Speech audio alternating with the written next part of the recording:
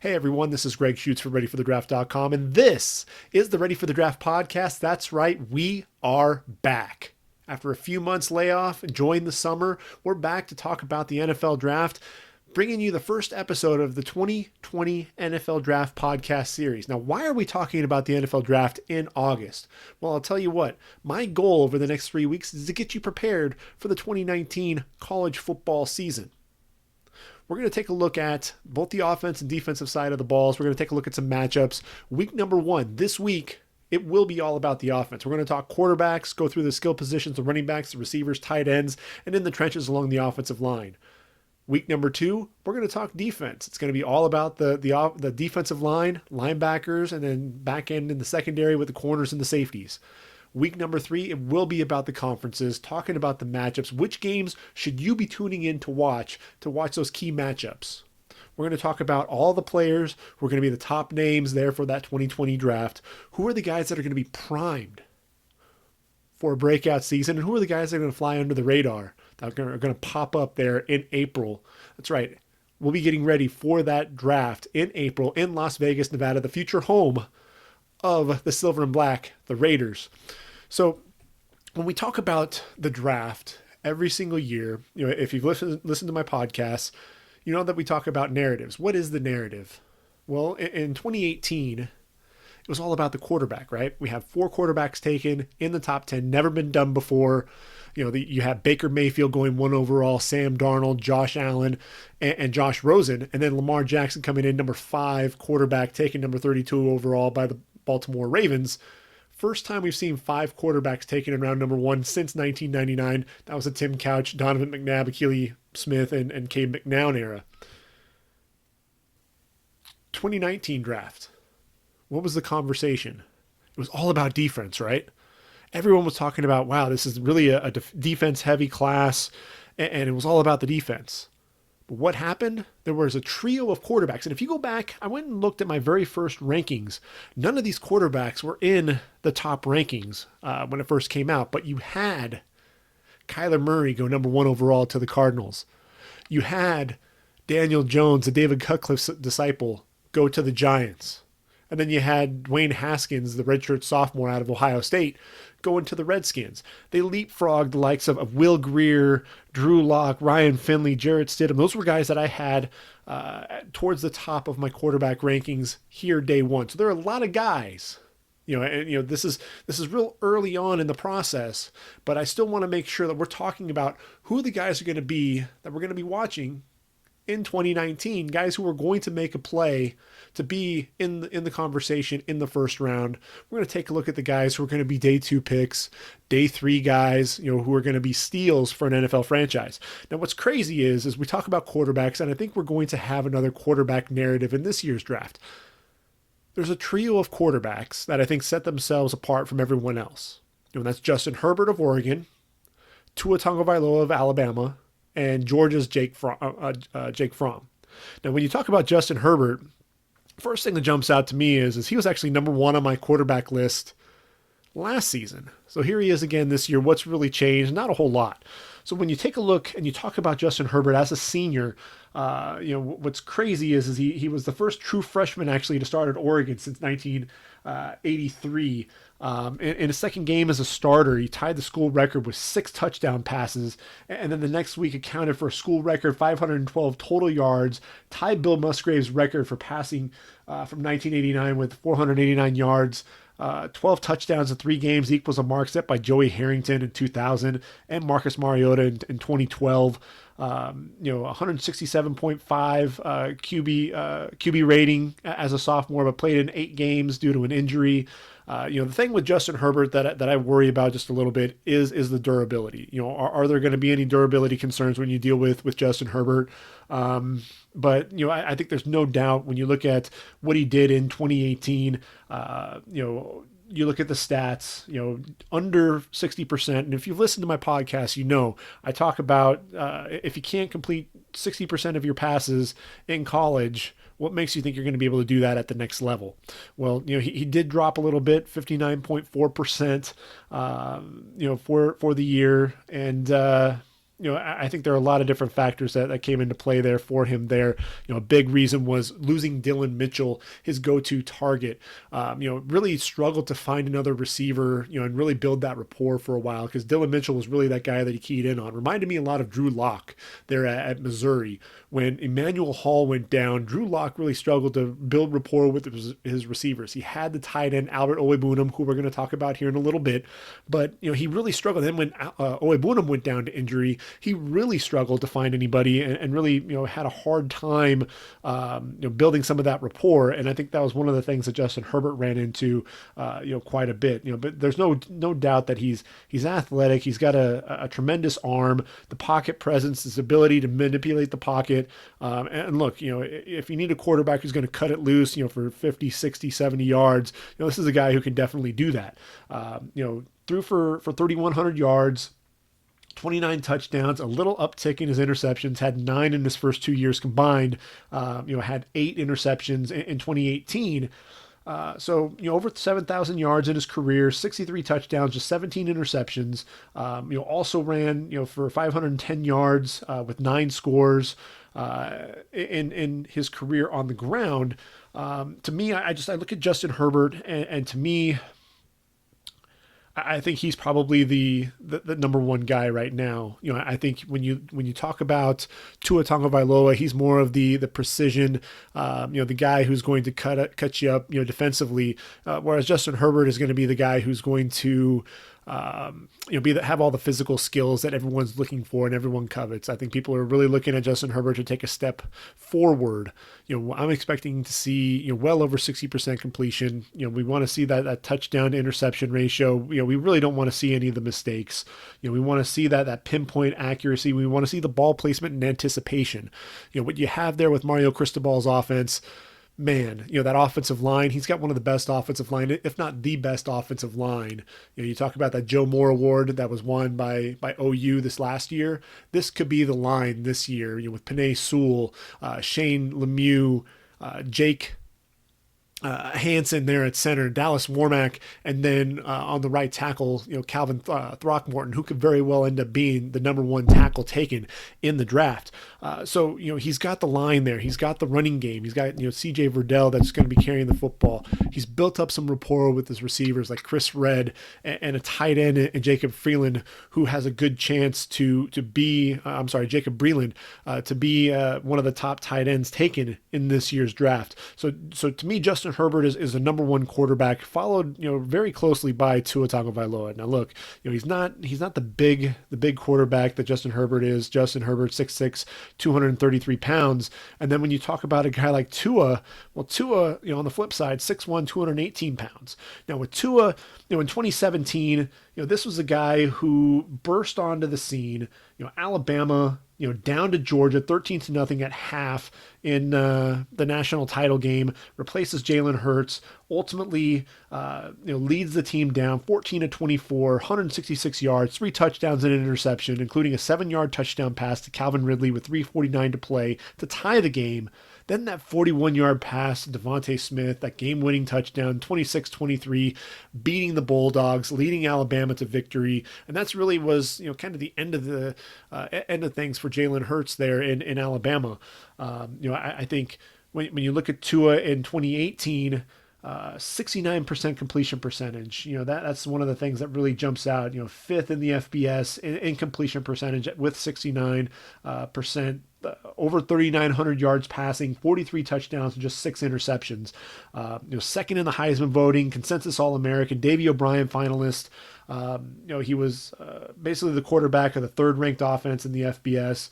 Bama single-season records for passing yards and touchdowns, and led the FBS in passing yards per completion at 16.2 and per attempt at 11.2. Thank you, Pro Football Focus, for that. 6 games over 300 yards, 8 games without interception before LSU. He did battle that sprained knee, against Arkansas. That was the 6th game. And really, in the last 3 games, 7 touchdowns, 4 interceptions. Against Georgia in the SEC championship, 10 for 25, 164 yards, a touchdown, 2 interceptions. Jalen Hurts ultimately stepped in for the tying and game-winning touchdowns in that Bounces back against OU, 24-27, 318 yards, 4 touchdowns, no interceptions. And then in the national title game against Clemson, 22-34, 295 yards, a couple of touchdowns, a couple of picks. What Clemson was able to do, they showed him a lot of different looks, and I think that's one of the things that Tua is going to have to make sure that he works on.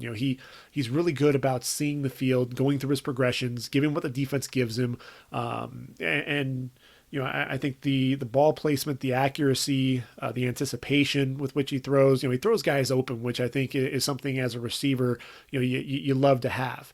But I think as when he was under pressure, he really struggled at times. And I think with Clemson, they kind of threw some different looks at him, and when he was under pressure, that's where he cracks. A guy like Baker Mayfield, he thrived under pressure. When they put pressure on him, he was just as accurate, even more accurate potentially when he was under pressure.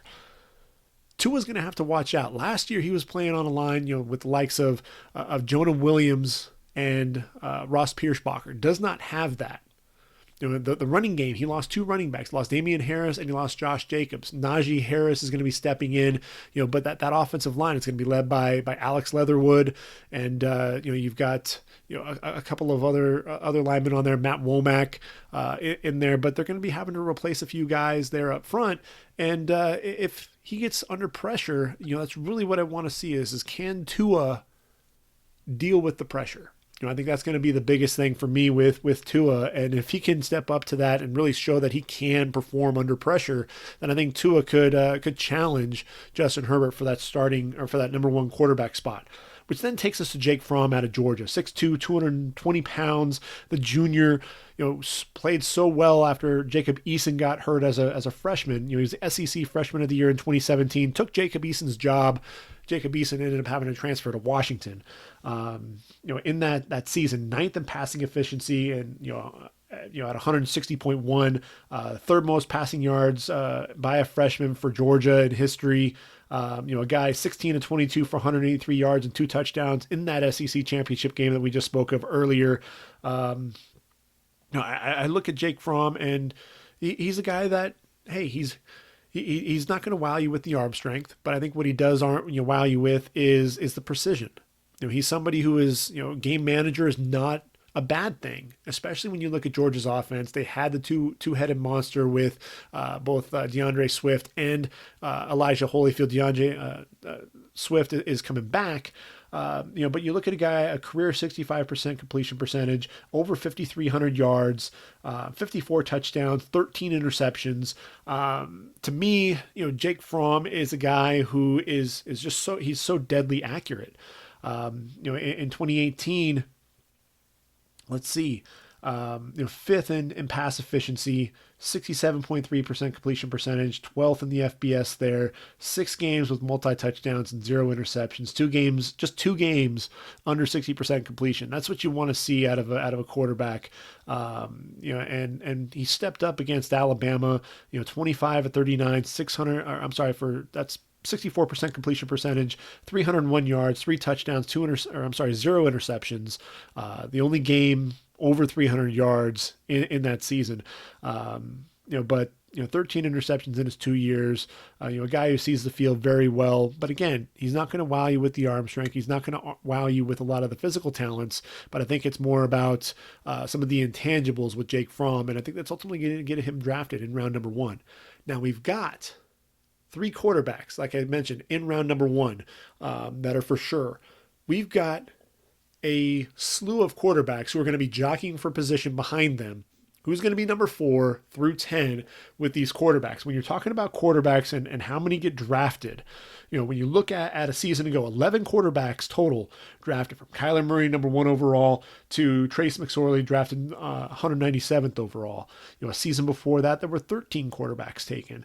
And if you even go back further in 2017, there were only 10 quarterbacks. So, it's one of those things. Are there quarterbacks in this year's draft who can come in and make a roster and potentially challenge for a starting spot? And the answer is yes. There are a lot of underclassmen who may or may not even come out. But those are going to be guys that we're all going to be keeping an eye on. So we'll start when we're looking at the rest of these quarterbacks with the trio of Pac-12 quarterbacks. The first one, Jacob Eason, we spoke of him earlier, 6'6", 227 pounds. He's at Washington now, up there in Seattle. His first year at Georgia in 2016, threw for over 2,400 yards, just 55.1% completion percentage, 16 touchdowns, 8 interceptions. Started 12 of 13 games. 6 games without an interception. But here's the deal. Yes, Jacob Eason's a big, strong arm quarterback, a guy who can manipulate the pocket a little bit. But we haven't really seen him on the big stage. He only played in 3 games in 2017, then transferred to Washington. So he's replacing Jake Browning, and he's in an offense that has Salvon Ahmed running the football. You've got Ty Jones and Aaron Fuller there catching passes. So it's going to be interesting to see what Jacob Eason can do there for Chris Peterson. KJ Costello out of Stanford, the big kid, Southern California kid out of Orange County, Santa Margarita High School, 6'5", 215 pounds. The junior, really burst onto the scene in 2018. He was a team captain, Pac-12, all academic team. Just 4 games under 60% completion percentage, 7 games over 300, and 6 of 12 games without an interception. Threw for over 3,500 yards, 65.1% completion percentage, 29 touchdowns, 11 interceptions. Needs to cut down on some of the mistakes. There he doesn't have the luxury of having a guy like JJ Arcega-Whiteside that he can just throw the football up to. But he will have Colby Parkinson there at tight end. Still has a lot of talent there on the offense. So for me, when I look at KJ Costello, he's a guy who can definitely manipulate the pocket, a guy who has a strong arm, can throw very well on the run. But I think the top quarterback in the Pac-12, not named Justin Herbert, may actually be Steven Montez. Now, Steven Montez is a 4-year starter, a guy who played in 10 games, 3 games as a starter when he took over for the injured Sefo Lufau back in 2016, went 2-1 as a starter, and in those 3-game stretch against Oregon State, and USC, went over 67% completion percentage, 823 yards, 7 touchdowns, 3 interceptions. Really a guy who was a standout, also rushed for over 200 yards in that season. 2017, he took over as the starter, 3 games over 400 total yards, 5 games over 60% completion percentage, did just over 60% for the year, just under 3,000 yards, 18 touchdowns, 9 interceptions, that 2-to-1 interception, touchdown to interception ratio. Wanted to see him, not make as many mistakes. I think that's one of the things. A lot of his passes would sail, not always see in the field. As a junior in 2018, 64.7% completion percentage, over 2,800 yards, 19 touchdowns, again, 9 interceptions. Really needed to cut down on those interceptions, as I said. It's one of those things. I look at it, Colorado started off with 5 straight wins, then 7 straight losses, didn't make a bowl game. In the last 3 games against Washington State, Utah, and Cal, just 54.4% completion percentage, 453 yards, 2 touchdowns, 4 interceptions. Look, Mel Tucker, the new head coach there in Boulder, work with this guy. Make sure that you've got the offense firing on all cylinders. Laviska Shenault is going to be healthy, and I think that duo is really going to shine. But I want to see Steven Montez take the next step. He's someone, again, he's rushed for over 800 yards, so he'll hit the 1,000-yard mark in his career on the ground. Very mobile, very strong arm, can be accurate. I just want to really see him take that next step. So we talked about 3 guys on the West Coast. Let's go to the Big Ten and take a look at a duo there. Nate Stanley of Iowa and Shea Patterson of Michigan. Now you talk about Nate Stanley. This is a big kid, 6'4", 242 pounds, smart guy, academic All Big Ten, team captain in 2018. Had 7 games over 60% completion percentage, but just 3 games over 300 yards. That's really not what Iowa was doing. 4 games without an interception. Take a look at some of these numbers. This past season, 59.3% completion, over 2,800 yards, 26 touchdowns, but 10 interceptions. The thing with it is he was a guy that would just, a head scratcher. You look at, against Minnesota and against Indiana, 62% completion, 634 yards, 10 touchdowns, 2 interceptions, then goes 11 of 20, 22, 86 yards, and a touchdown and interception against Maryland, and then 18 of 49, which is 36.7%. 205 yards, 2 interceptions against Penn State. He's really kind of all over the place in terms of, there's no consistency to him. He has all the talent in the world. He's losing two of his top targets in TJ Hawkinson and Noah Fant. But if Iowa really wants to take that next step and be a powerhouse for the Big Ten in 2019, Nate Stanley is going to have to be consistent. Shea Patterson, Michigan. Another guy, he played his first year at Michigan after 2 years at Ole Miss. Was a finalist for the Johnny Unitas Golden Arm Award. 10 games over 60% completion percentage, including 4 over 70%. 7 games over 200 yards, and 7 multi-touchdown games. 64.6 completion percentage, 22 touchdowns, just 7 interceptions. This is a guy who I think, again, consistency with some of this. There are times where he was a bit of a gunslinger. Does make plays with his legs.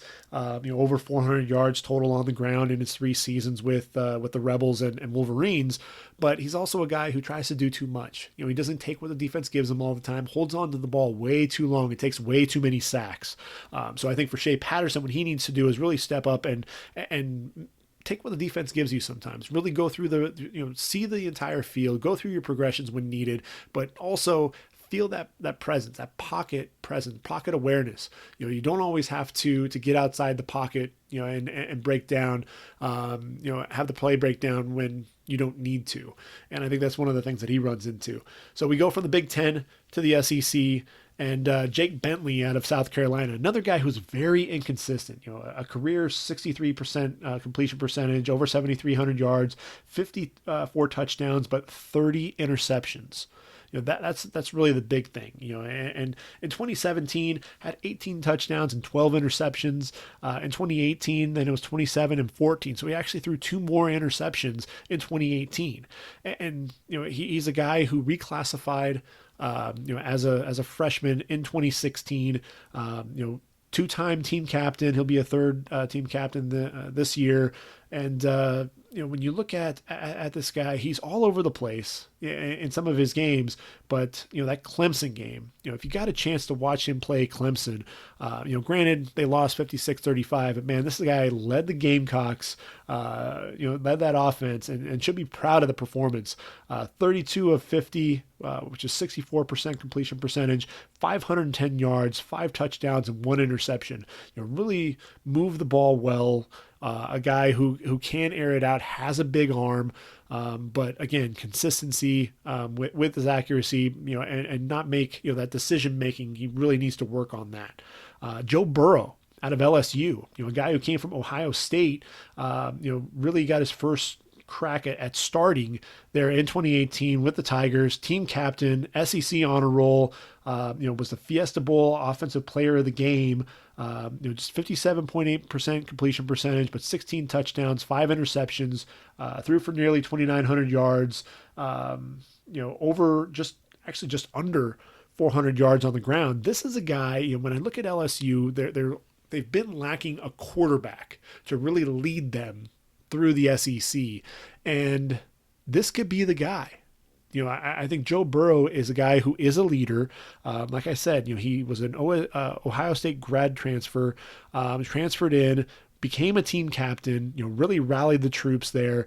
And, I think with him, there's no question he's the starter. He's the leader. If Ed Orgeron really wants to take that team to the next level, it's going to start there with Joe Burrow. So SEC also had a couple of guys transfer in that people are definitely going to be keeping their eye on. First is Kelly Bryant. Name should sound familiar. The 6'4", 220-pound quarterback started his career there at Clemson. And he really, playing behind Deshaun Watson, got his first chance in 2017. 65.8% completion percentage, over 2,800 yards, 13 touchdowns, and 8 interceptions on the season. Now, 11 of the 14 games were over 60%, 5 were over 7%. I'm sorry, 70%.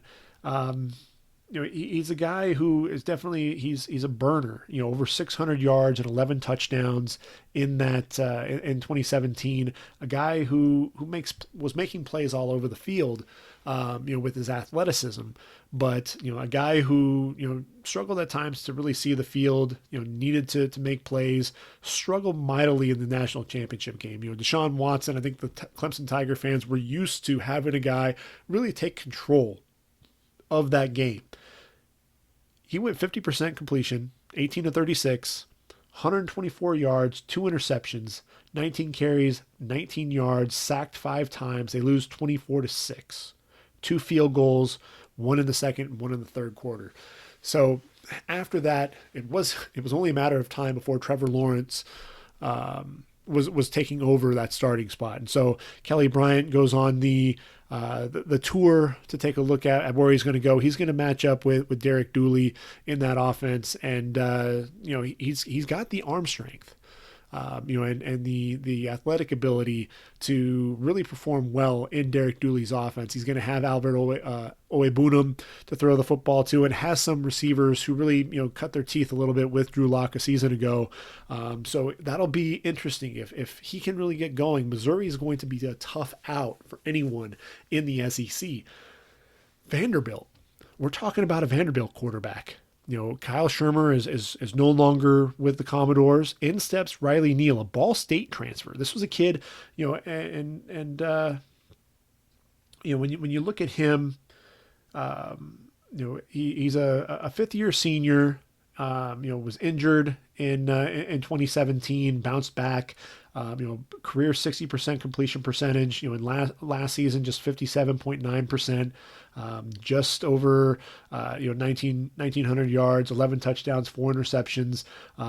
Here's the deal with Riley Neal. In 2016, he injured his knee, injured his shoulder in 2017 before the season. Tibial plateau injury, with his knee, forced him to redshirt. And then in 2018, he left with a left knee injury, only played in 9 games. So this is a guy has to stay healthy. But he's somebody who, again, over 7,300 yards passing, 46 touchdowns, needs to cut down on the interceptions.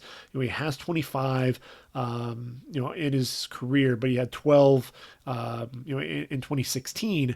But here's the thing that I like about him. He over 1,000 yards on the ground, 15 touchdowns, running the football. He throws a lot of fastballs. He lacks touch, but the deep ball accuracy is definitely there. If he can get a little bit of that touch and anticipation, I want to see what this guy is going to do with some talent. Everybody talks about the Josh Allen rule that, hey, he was playing with inferior talent, didn't have the best offensive line, and his receivers, were dropping passes and things like that. Well, guess what?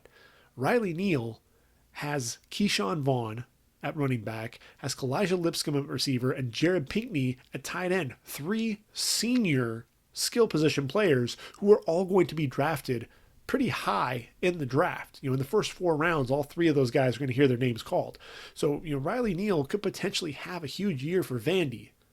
That's why I'm excited to see what he can do. If he can stay healthy, that's the biggest key. If he can stay healthy, he might be one of the sleepers there in the SEC. So we talked about guys transferring into the SEC. How about guys transferring out of the SEC? Well, you take a look at the Big 12. Jalen Hurts out of Oklahoma, playing in Oklahoma now, 6'2", 218 pounds. They're at Alabama. And, when you look at what he did, as a freshman, just under 63% completion percentage, over 2,700 yards passing, 23 touchdowns, 9 interceptions, just under 1,000 yards rushing, 13 touchdowns on the ground. In 2017, had 7 games over 60% completion percentage, 60.4% overall, just over 2,000 yards, 17 touchdowns, 1 interception. The seventh game of the year versus Arkansas was his only interception. The final 7 games, 125 attempts without an interception. 3 games with 100 yards, on the ground. But again, they were down 13-0 to Georgia in the national title game, replaced by Tua, and Tua led them to victory. So really, it was only a matter of time before Jalen Hurts was going to move out. When you look at Jalen, just under 63% completion percentage, 48 touchdowns, just 12 interceptions on the year, just under 2,000 yards on the ground, 23 touchdowns. Here's the thing with Jalen. He's trying to follow in the footsteps of Kyler Murray, who transferred from A&M to the Sooners and ultimately won a Heisman Trophy. But here's the thing: he's not playing behind the same line that Kyler Murray has. He has a ton of skill position players. We can list a bunch of them off. And there's no doubt that he has the weapons, but the question is going to be that offensive line. When he was playing at Alabama, he was playing behind one of the best lines in the country. This OU line, they're going to have to replace 4 starters up front. Creed Humphrey, the center, is the only guy that's coming back. Is Jalen Hurts going to be up to the task? And if Jalen Hurts ends up, throwing for well over, 3,000 yards, just tears things up in the Big 12, then you really have to wonder what it is that Lincoln Riley is doing there in Norman. Because I look at Jalen Hurts, I think this is going to be his biggest project yet. So we're talking about the Big 12. We're staying there. We're going to go across the Red River and look at Sam Ehlinger, a junior, 6'3", 235 pounds. Here's the thing with Sam Ehlinger. He really performed well. Played in 9 games there in 2017, and just under 58% completion percentage, upped it to 64.7, over 3,200 yards passing, 25 touchdowns, just 5 interceptions, over 400 yards on the ground, 16 touchdowns as well. Big 12 all academic player, first player with 25 passing touchdowns and 15 rushing touchdowns in 2018, 6 in the Power 5 in the last 20 years with that stat as well. 16 rushing touchdowns was the most at Texas. 10 of his 14 games, over 60%. The thing that I really like about Sam Ehlinger is the moxie, the swagger with which he plays. I think that's something that's infectious. If you listen to my podcast when we were talking about Baker Mayfield in 2018, it was all about what was the team would run through a brick wall for that guy. And I think that's the same thing that he's building there at Texas. Keep an eye on Sam Ehlinger. If he has a big year, he could be another one of those breakout performers. There's some dual threat quarterbacks that we could be talking about as well. How about Khalil Tate out of Arizona, 6'2", 215 pounds, a guy who rushed for over 1,400 yards and 12 touchdowns in 2017, really struggled with an ankle injury in 2018, but still threw for over 2,500 yards, 26 touchdowns, just 8 interceptions. Look, Khalil Tate is a guy, who has underrated arm strength. He can throw the ball 60, 65 yards, with just a flick of a wrist. But I think it's something Arizona, he's really going to have to step things up a little bit here in his senior season. But his pass efficiency was 23rd in the FBS and second in the Pac-12 at 149.7. But look, his game, he's really lethal when he's outside the pocket. When you look at what Lamar Jackson has done, not only at Louisville but with the Baltimore Ravens, Khalil Tate is looking to try to capture something similar to that. And when I look at him, at Arizona, I look at a guy who used to be at Arizona State and Bryce Perkins at Virginia, in a very similar fashion. 6'3", 210 pounds. Bryce Perkins over 64% passing, just under 2,700 yards, 25 touchdowns, 9 interceptions a season ago, 923 yards on the ground, and 9 touchdowns as well. I think that's one of the things that really stands out. He joined Kyler Murray as the only players with 2,600 passing yards and 900 rushing yards in 2018. He's somebody who is definitely dynamic, a guy that's kind of flying under the radar. Had 4 100-yard games on the ground, 3 games with multi-rushing, with more than one rushing touchdown. Bryce Perkins is a guy that nobody's talking about, and somebody who I think people need to be talking about a little bit more. And then one other guy, it's just of note to make mention of. He may not end up being a guy who's going to play quarterback at the next level, but somebody who could potentially fill in. You look at guys like Taysom Hill at the next level, 6'2", 208-pound Nathan Rourke out of Ohio. A guy who's rushed for over 1,700 yards for the Bobcats, 36 touchdowns on the ground. He's also thrown for over 4,600 yards with 40 touchdowns, 15 interceptions as well. I just don't know about his ability to see the field. In 2018, he had 4 games below 50% completion percentage, but he's a tremendous athlete, a guy who actually has some pretty good wheels to him. Average 6.5 yards per carry in his career. Somebody who I think could potentially play at the next level, but not at quarterback. Mason Fine out of North Texas. Is he a Kyler Murray clone? Well, I think the two biggest things are he's also under 6 feet, 5'10", 5'11", and he's also from Oklahoma, born in Locust Grove, Oklahoma. A guy, 63% completion percentage, over 9,400 yards passing there at North Texas, 64 touchdowns, 25 interceptions. Look, in 2017, 31 touchdowns, 15 interceptions, wiped all of that out in 2018, improved his completion percentage each year that he was there. As a senior, 27 touchdowns, just 5 interceptions. 10th in the FBS in passing yards, 291.8 passing yards per game, was 9th in the FBS. Conference USA Offensive Player of the Year. 9 games over 60% completion percentage, 5 games over 300 yards, and 2 games over 400 yards. Here's the deal. He's there with Seth Littrell, but Graham Harrell's moved on to USC. Will North Texas, what's that offense going to look like? Mason Fine, though, I think he'll be just fine. He's not a runner. In his career, just 154 rushing yards. So that's really, the comparisons with Kyler Murray, really, aren't justified. But he's a guy. He's got the moxie. He's got the swagger. He's an undersized guy. But if you want to watch some exciting football, watch him. Watch that combo of him and Rico Bussey there in Conference USA. The biggest sleepers, though, at the quarterback position. How about Cole McDonald out of Hawaii? The 6'4", 220-pound junior stepped in as a starter in his sophomore season, just under 59%, over 3,800 yards passing, 36 touchdowns, 10 interceptions, 4 300-yard passing games, 3 400-yard passing games. A guy who really stepped out and played very well. 7 games with 3+ touchdowns, including 6 against Navy. 7 interceptions in his last 5 games, including 2 apiece in 3 of his last 4 games. Gonna have to cut down on that, but a guy who is gonna start turning some heads there in the Mountain West Conference. But the biggest sleeper, and a guy who may very well be the guy. We went through all these quarterbacks. The guy, I'm leaving him for last because he may be number 4 on my top 10, my first top 10, which I'll be releasing on my website here in the next few weeks, is Jordan Love out of Utah State. 6'4", 225-pound junior, really burst onto the scene there in 2018 as a sophomore. 64% completion percentage, over 3,500 yards, 32 touchdowns, just 6 interceptions.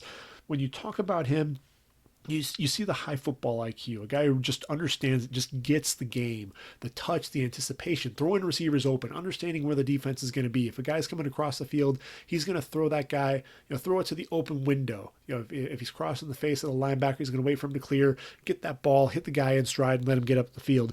Deep ball accuracy is absolutely there. Big arm, big arm quarterback. Jordan Love, keep an eye on him there at Utah State. Here's the deal. Utah State is transitioning from Matt Wells, who's going to Texas Tech. Gary Anderson's coming in again for another go around there at Utah State. They're losing a lot of guys, a lot of skill position players, and losing guys up front on the offensive line. If Jordan Love can have a big year despite all those issues, you might really have something. And Jordan Love may very well look to come out after his junior season. So we're done with the quarterbacks. We got through all the quarterbacks, and we're going to go ahead and move on and take a look at the running back position. Now, when we talk about running backs, we only have one running back taken in round number 1 a season ago, and that was Josh Jacobs going number 24 overall to Oakland. But we still had 25 running backs taken in the draft. That's an uptick from 21 in 2018. But 2017 we actually saw 30 running backs taken. And if you go back even in the 2016, 23 running backs. So, it's one of that ebb and flow type of a deal. But the thing with the running back position, what they have to really start looking at is you've got guys like Melvin Gordon and Ezekiel Elliott that are demanding new contracts or they're going to be traded. And they're not even, in Ezekiel's case, he's not even, he still has 2 years left on his deal. He's kind of out of order in terms of requesting a new deal. Are teams more willing to take a running back in round number 1, or are they going to be looking at taking guys, later on in the draft? Cleveland got Nick Chubb in round number 2 in 2018. You saw what he did for them. And if you look at the draft prior to that, Joe Mixon, Alvin Kamara. Alvin Kamara was a third round pick. Joe Mixon, a second round pick. So you look at the running back position, you might be able to get guys later on in the draft. Guys like Damian Harris in this past year's draft, taken in round number 3. Miles Sanders in round number 2. Let's see, Bryce Love and Justice Hill taken in round number 4. Let's see, Darrell Henderson, David Montgomery, Devin Singletary, all taken in round number 3, and then my sleeper Travion Williams taken in round number 6 by the Bengals. A lot of those guys could potentially make an impact there at the next level. So when you're looking for these running backs, especially in this passing league, you're going to be looking for guys who can catch the football out of the backfield. And our top two running backs just don't do that. The first one is Travis Etienne, and I think when you talk about him, he's one of the more explosive running backs that we have here in the country. Over 1,600 yards on the ground. A season ago, just caught 12 passes for 78 yards. So there's an issue there in terms of catching the ball out of the backfield. He was 7th in the Heisman voting, 8 games over 100 yards, including 27 carries, 203 yards, and 3 touchdowns against Syracuse. Was a Doak Walker Award finalist, ACC Player of the Year, All-American, first team All-ACC, first Clemson back-to-back 3 touchdown games since Travis Zachary in 1999. Did that against Syracuse, Wake Forest, and NC State. ACC championship game MVP with 12 carries, 156 yards, and 2 touchdowns, including a 75-yard touchdown on the opening play. So there's no question that he's dynamic. He has that speed, has that next gear, a guy who's going to make you miss in the open field, the lateral agility and quickness, but you really want to see what he can do catching the football out of the backfield. And the other guy that we have to talk about is Jonathan Taylor. This guy, he's 5'11", 221 pounds, the junior out of Wisconsin. And when you talk about him, he was a Doak Walker Award winner in 2018, joining the likes of Ron Dane and the Badger running backs, Ron Dane in 99, Monty Ball in 2012, Melvin Gordon in 2014, 10th unanimous All-American for the Badgers, joining Dane and Gordon, led the nation in rushing, 168.8 rushing yards per game, the 3rd highest total in 2 years at 41.71. Melvin Gordon had 41.96 in 2013-14, and Troy Davis 41.95 in 95-96. The 41.71 yards are the most through the sophomore season. That beat Ron Dane's 35.66 and Herschel Walker 35.07. Those are the only other running backs to hit 3,500 yards in their first 2 seasons. 4th player in FBS history with back-to-back 1,900-yard games as well. So, the list just goes on and on with this kid. Academic All Big 12 as well. 100 yards in 12 of his 13 games. Went from 1,977 yards as a freshman to over 2,100 yards, 2,194, and 29 touchdowns in the 2 seasons, but just 16 receptions. And it's one of those things to where I don't want to necessarily say that the fact that they don't catch the football out of the backfield is going to automatically, really eliminate them from first round contention, because that's not the case at all. Melvin Gordon was a guy who did not catch the football out of the backfield much at all. And he was a guy who still was taken, with the 15th overall pick by the Chargers back in 2015. So when you're talking about the running backs, these guys may not go top 10, but when you're looking at the 11 to 20, 25 round, pick range, that's probably what their wheelhouse is going to be. I think both of them will probably end up being selected ahead of where Josh Jacobs went number 24 overall to the Raiders a season ago. So I think that's really what I see out of those two. I think there are a few other running backs who have a chance to sneak into that first round conversation. DeAndre Swift out of Georgia, 5'9", 215-pound junior. The lightning to Elijah Holyfield's thunder. A guy who, the lateral quickness, the vision to see the holes and really hit the cutback lane, put his foot into the ground and get north and south in a hurry. A guy who also, when he got to the edge, loved that stiff arm, would just really drive a guy. Over 1,000 yards rushing despite sharing the backfield with Holyfield, just 163 carries, 10 touchdowns. And here's the difference between him and some of the other guys: 49 receptions in his career, 32 this past season. And he only started 5 of the 14 games, have 4 100-yard rushing games, including three straight against Florida, Auburn. Let's see, I lost it. I lost the team. But he's a guy. 8 games with multi receptions, including had a six reception game for 63 yards and a touchdown against Alabama. And so sharing the backfield, something that he had to do there at Georgia. He's going to be the guy now, and really going to be interesting to see what he can do. 37 missed tackles according to Pro Football Focus as well. How about J.K. Dobbins there for Ohio State? 5'10", 214 pounds, really burst onto the scene as a freshman. Over 1,400 yards on the ground, 7 touchdowns, also 22 receptions, catching the football out of the backfield. The first Ohio State running back over 1,000 yards as a freshman and sophomore years, One more 1,000-yard season would tie Archie Griffin for 3,000-yard seasons.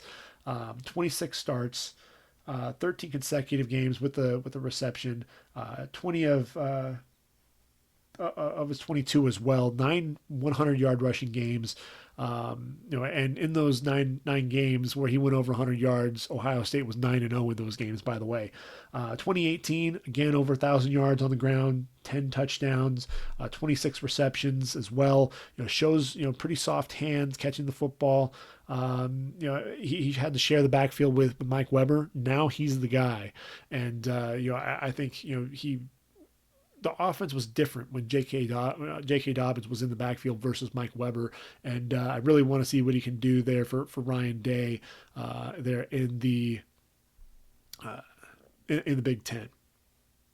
Now, Eno Benjamin out of Arizona State, a guy that people are talking about, Cam Akers of Florida State, who we'll get to here in a second. But Eno Benjamin is a guy that I think is on the verge of really bursting, and really the coming out party. 5'11", 200 pounds, 201 pounds out of Arizona State, only a junior.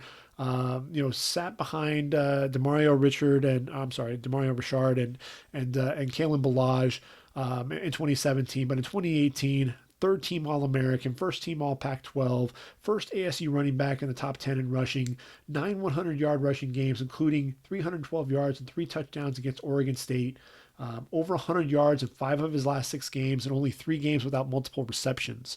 When you talk about him, 35 receptions, 263 yards, 2 touchdowns to go with 300 carries on the ground, over 1,600 yards and 16 touchdowns. I think the thing with Eno Benjamin is, he may not be the biggest guy, but he's so difficult to tackle. He runs with a low pad level, and it's the spin moves. He seems to avoid contact. He seems to spin out of contact. A guy, it makes it very difficult to tackle a guy with that low center of gravity. Really drops his hips and spins out of contact. A guy who can be very frustrating for guys to go up against. Pro Football Focus noted 94 missed tackles. That's 3rd in the FBS. 31 explosive runs. That's just 5th amongst running backs, and rushed for 81 first downs, which was 3rd in the FBS.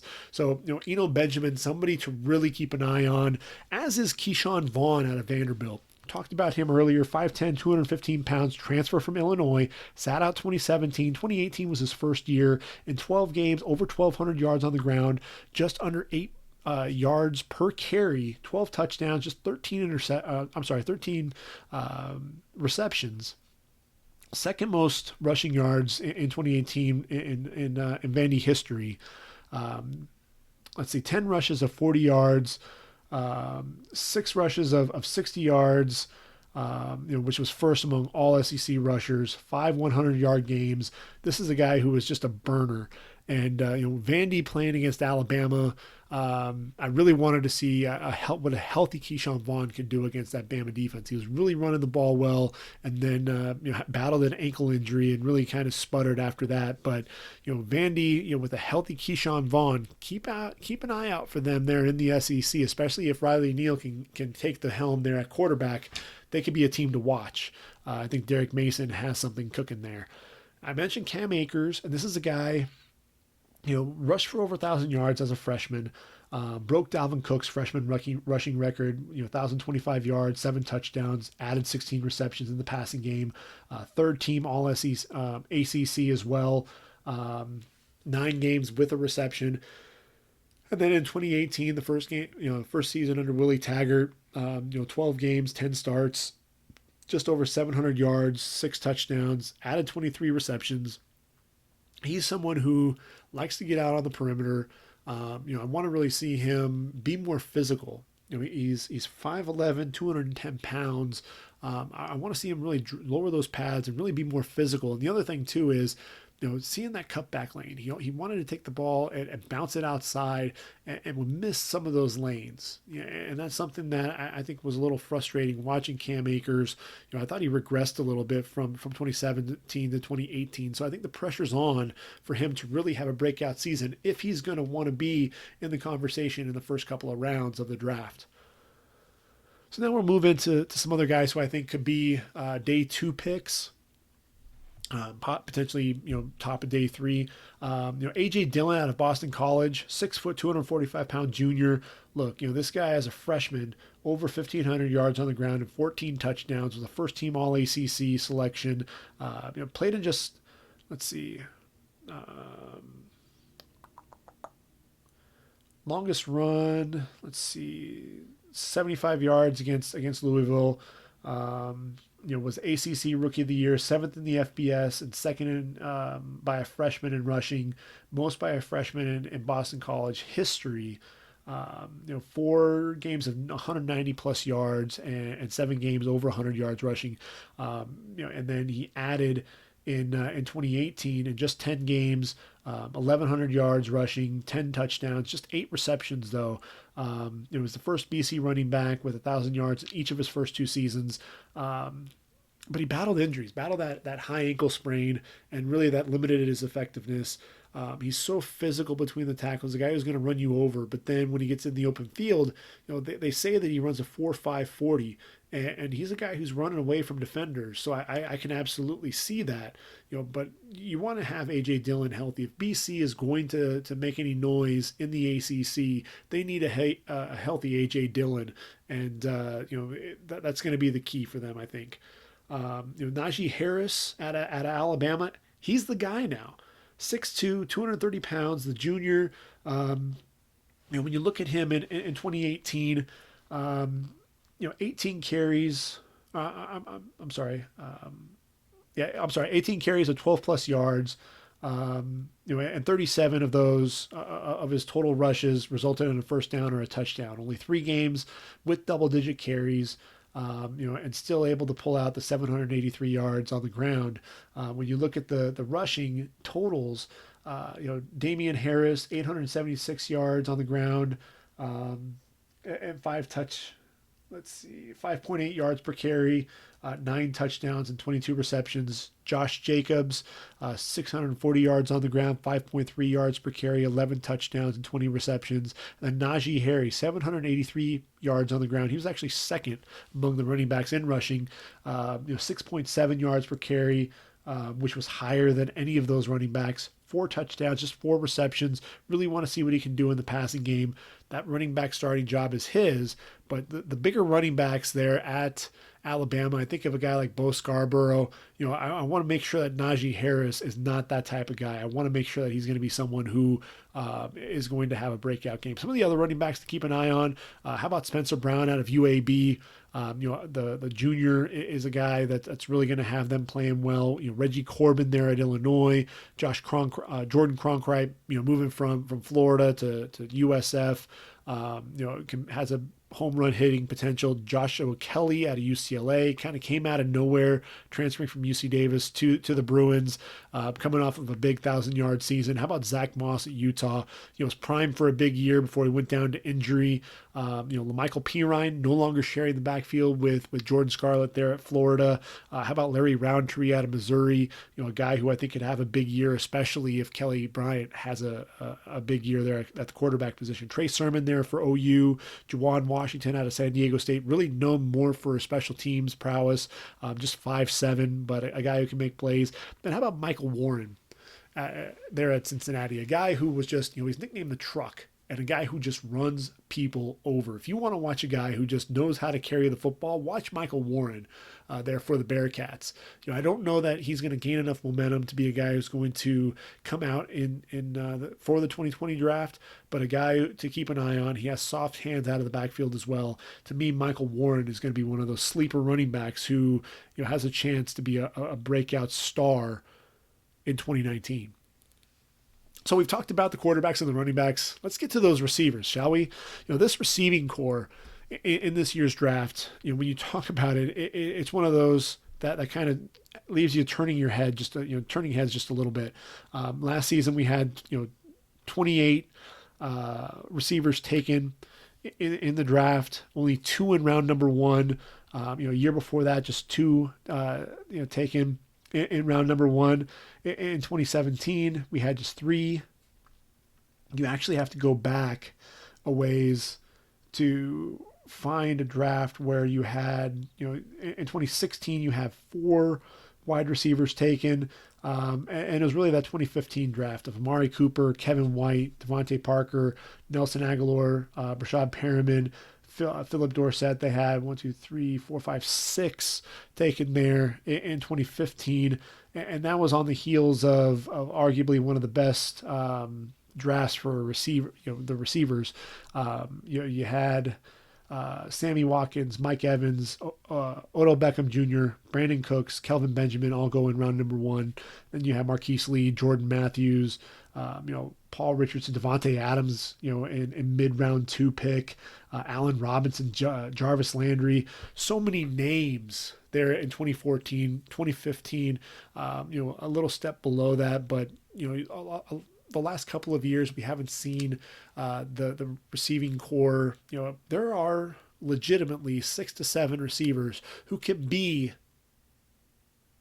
first-round receivers. Most of them are underclassmen too, by the way. And the first one is Jerry Jeudy. This is a guy, in all, a reception in all 23 games played. He was a Biletnikoff winner there in 2018, consensus first team All-American, first team All-ACC, SEC, 14 touchdowns on the year, just 2 shy of Amari Cooper's record of 16 in 2014. 19.3 yards per reception. That was a single season record at Bama. When you think about that, that's the likes of Amari Cooper and Julio Jones. You're talking about elite company with what you're talking about there. 4+ receptions in 11 of his 15 games. 2 games with 5 receptions, 3 games with 6 receptions, and then had 8 receptions against LSU, 5 100-yard game performances as well. 4 games with multiple touchdowns, 68 receptions on the year, over 1,300 yards, 14 touchdowns. Here's the deal with Jerry Jeudy. He's a vertical threat. Absolutely. A guy who can really take the top off a defense, but usually you have a receiver who is either quicker than fast, or a guy who can be a vertical threat but really can't break down and run routes. Jerry Jeudy's scary because he can do both. He can take the top off the defense, but he's also has that wiggle to him to where he's going to leave a guy in the dust. His ability to run routes so crisp, so sharp, dropping the hips and being able to really sink those hips and cut in and out of his breaks so effortlessly. He just understands how to run routes. He's a guy who is going to challenge. He's going to be a top 10 pick. And we haven't had a receiver taken in number 1 overall since Keyshawn Johnson. Is Jerry Jeudy going to be that guy? Probably not. But he's definitely going to be in consideration to be a top 5 wideout. Look, Julio Jones, he's in that type of conversation right now. After Jerry Jeudy, how about CeeDee Lamb out of Oklahoma? 6'2", 189 pounds. This junior, 27 straight games played with a reception. Was a freshman All-American in 2017, playing with Baker Mayfield. 14 games, 13 starts, 17.5 yards per reception, which was third among freshmen. And really, it was 2018. It was a second team All Big 12 selection. Started 13 games, 5 games of 100 yards receiving. Gave OU its first duo with 1,000 yards receiving with Marquise Brown. And it was one of those things. Marquise Brown was the guy who was electrifying and would take the top off of a defense, but he struggled with injuries. And the guy who's the more reliable target was CeeDee Lamb. This was a guy who has a tremendous catch radius, a guy who can make plays down the field for you, a red zone option as well, a tremendous leaper, 50-50 balls galore, 65 receptions, over 1,100 yards, 11 touchdowns, 17.8 yards per reception in 2018, catching passes from Kyler Murray. CeeDee Lamb is primed for a big year. Keep an eye out for CeeDee Lamb there with the Sooners. Laviska Shenault out of Colorado. This junior, in just 9 games, 86 receptions, over 1,000 yards, 6 touchdowns. Also, on the ground was a weapon. 17 carries, 115 yards, and 5 touchdowns as well. Was named an All-American, All Pac-12 selection. Set 12 Colorado records, but he injured his foot against USC, missed 3 games, and came back for his final 3 games after that. Only player in the country with 5 rushing and receiving touchdowns. Double-digit receptions in 5 of his games, 9 receptions in 2 more, no fewer than 5 receptions in a game. But just 5 games with double-digit yards per reception. He was a guy who caught a lot of his passes, in the short to intermediate range, and was a guy, if he was able to break a run for a long one, then watch out. He was a guy who would catch a lot of those short passes. I really want to see him run more routes in the route tree. When he's so much fun to watch. When he has the ball in his hands. Runs a lot like a running back, and he's built like one. 6'2", 220 pounds, Laviska Shenault. T. Higgins out of Clemson. The next big, really good big Clemson receiver. 6'4", 200 pounds, 59 receptions, 936 yards, and 12 touchdowns a season ago. Second team All ACC, 15 starts, 8 games with at least 4 receptions.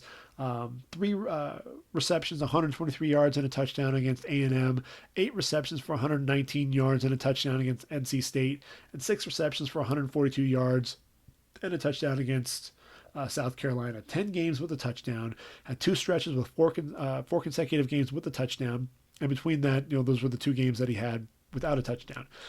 T. Higgins, a big guy, again, another guy who's going to win the 50-50 balls, has a huge catch radius. He and Justin Ross, with Trevor Lawrence and Travis Etienne running the football. That's a scary core there, nucleus for Dabo Swinney there with Clemson. I'm going to give you a guy that people aren't talking about as much, but Jalen Reagor out of TCU deserves to be in that first round conversation. We talk about guys like Marquise Brown and where he's at. Jalen Reagor is a guy who I think is just as dynamic as Marquise Brown was for OU. 5'11", 195 pounds, but the junior for the Horned Frogs, freshman All-American in 2017. Big 12 co-freshman of the year, team high in yards and touchdowns. 576 yards, 8 touchdowns.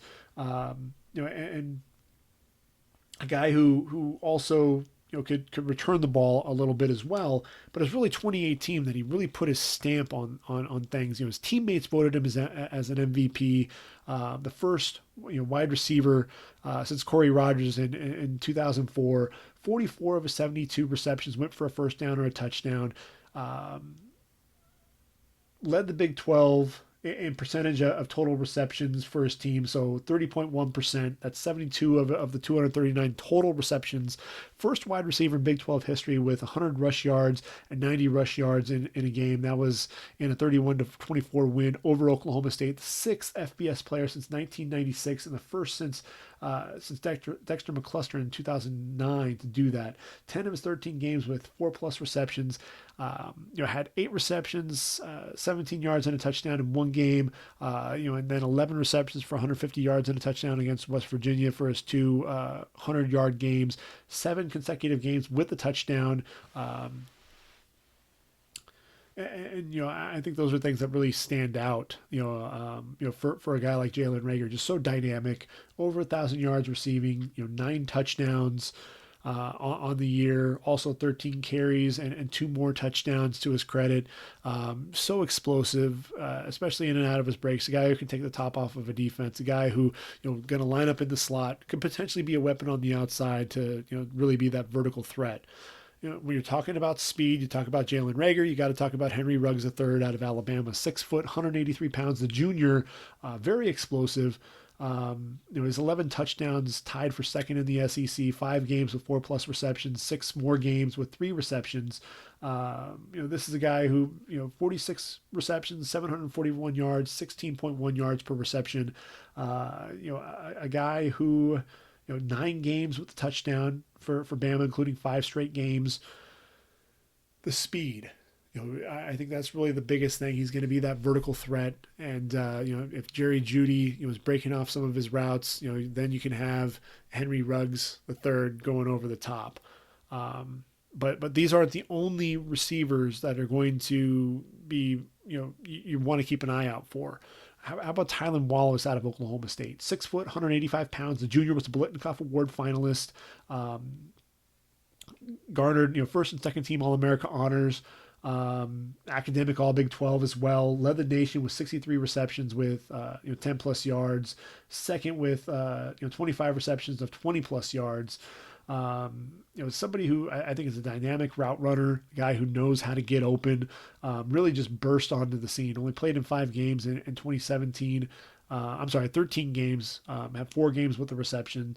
But in 2018, 86 receptions, 1,491 yards, and 12 touchdowns. Staying in the Big 12, the Big 12, there are a lot of big-time receivers. How about Colin Johnson in Texas? This is a guy who knows how to finish.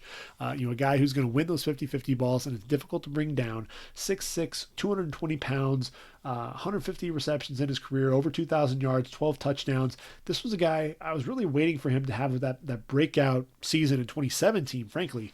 And really what he did was, had 100 yards in 2 of his first 3 games, 7 receptions for 125 yards and a touchdown versus Maryland, and then 7 receptions for 191 yards versus USC. Then he just goes over 60 yards twice after that. Just really struggled to put things together. I think in 2018, he was the second leading receiver for the Longhorns, sharing the receptions with Lil Jordan Humphrey. But a guy who, he had some breakout games, 124 yards on 7 receptions with a touchdown against TCU, 11 receptions, 132 yards and a touchdown against Baylor, 8 receptions, 177 yards and a touchdown versus OU in the Big 12 championship. So those were some big games against some big competition, and he thrived, he shined. He's going to be the guy there for Sam Ehlinger, and if Texas wants to go anywhere, they're ranked in the top 10 right now in the coaches poll. If Texas really wants to go anywhere, Colin Johnson is going to have to step up and really be the guy that's going to take charge. There are a lot of really good receivers in the Big 12. If he wants to be that, a top, considered one of the top receivers, he's going to have to outplay some of those guys and really have a bigger game than a lot of his competition. Tyler Johnson out of Minnesota, 6'2", 200 pounds. Not all that often that you talk about a receiver from Minnesota. But that's changing here with Tyler Johnson. 78 receptions, 1,169 yards, and 12 touchdowns. First team All Big Ten, the first Minnesota wide receiver to do that since 2009. 6 100-yard receiving game, including a stretch of 4 games in a row. School records in both yards and touchdowns. Enters the game, the season with 23 straight games with a reception. 12 of 13 games with 4+ receptions, had 11 receptions for 184 yards against Nebraska and 3 touchdowns. I look at Tyler Johnson. He's a guy who I think he's so difficult to jam. I think the release off the line does such a good job. setting up the corner and really getting a good release. That's what it's all about. He's not a burner per se, but he knows how to get open. He's very savvy in that. Again, he can beat press coverage off the line, and he knows how to get open. Does a really good job with his route running ability as well. Big hands, a guy who can catch the ball, on those 50-50 balls as well. Brian Edwards out of South Carolina, another veteran wide receiver. This time in the SEC, 6'3", 220 pounds. Second leading receiver in 2018 to Deebo Samuel. Over 846 yards, 55 receptions, 7 touchdowns. Led the team in receiving in 2017 with 64 catches, just 793 yards and 5 touchdowns. But freshman All-America in 2016. He was a freshman All-ACC. That basically had 8 receptions, for 101 yards to start his career against Vanderbilt. That was his only game over 100 yards in 2016. Since then, has 4 more 100-yard games under his belt. No more Deebo Samuel.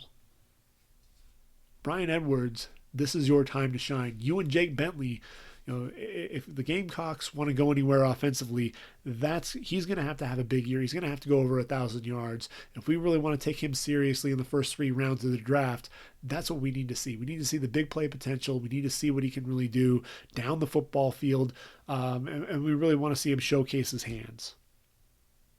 Aaron Fuller out of Washington, a guy 5'11", 183 pounds, 58 receptions, 874 yards, 4 touchdowns this past season, 4 100-yard games, receiving, catching the ball from Jake Browning.